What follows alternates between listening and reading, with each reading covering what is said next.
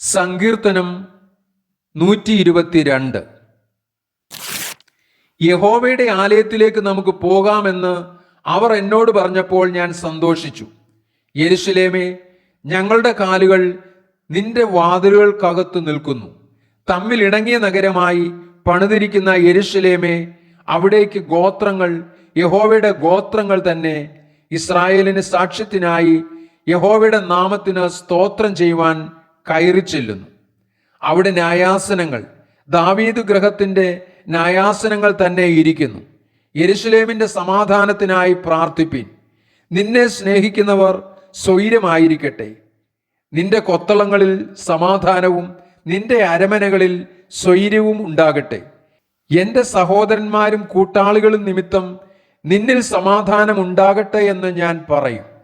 നമ്മുടെ ദൈവമായ യഹോവയുടെ ആലയം നിമിത്തം ഞാൻ നിന്റെ നന്മ അന്വേഷിക്കും.